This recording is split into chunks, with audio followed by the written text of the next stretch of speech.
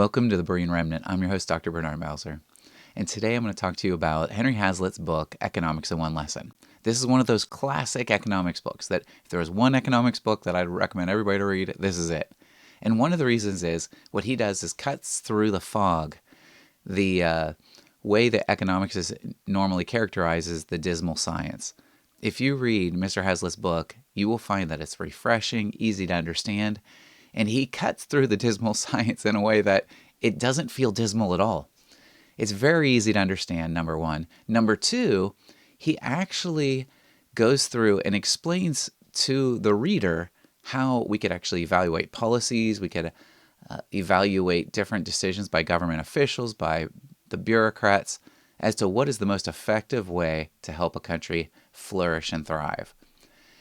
And I guess if you were to boil down his basic principle, rather than looking at the immediate consequence for one particular group of a policy, what Mr. Hazlitt teaches you to look for is the unseen.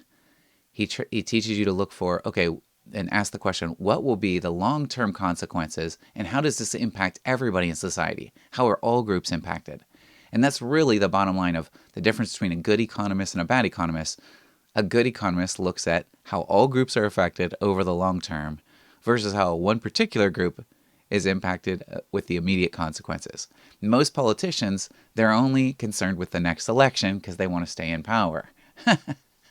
And so as a result, a lot of the motivation that drives them as self-interested individuals is to, let me get this policy passed real quickly that has immediate benefits for one particular group, especially if that particular group is also providing support for his candidacy.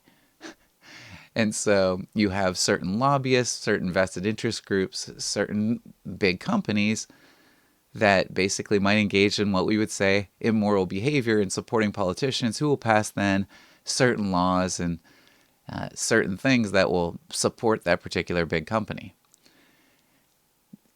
Mr. Hazlitt makes it really clear how, when you start applying that basic principle of looking at how does this policy have long-term consequences for all groups, when you apply this way of thinking toward the matter of tariffs, toward the matter of taxes, towards all sorts of things that make up our economic system, you'll see more clearly than all the media, pretty much, than the way the major political pundits see.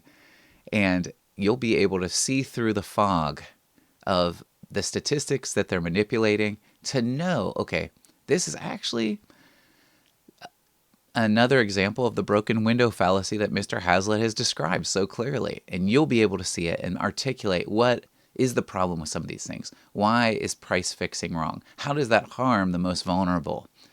How does it benefit those who are most politically connected and hurt the rest of us? Pick up Mr. Hazlitt's book. One of the things I intend to do is I'll go through some of the chapters of Economics in One Lesson, and I'll summarize the essence of some of these chapters to help you see a little more clearly, this is one of the major things as applying that lesson to a practical matter.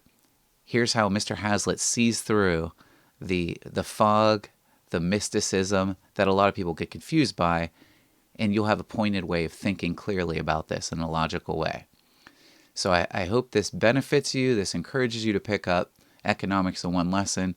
It should be free online. You could find it to purchase, or if you want the digital copy, I think it's really easy to access. So, Bereans, I hope this is one area that the church can embrace to see more clearly as to ways to truly help the poor, because a lot of times these government policies actually undermine ways.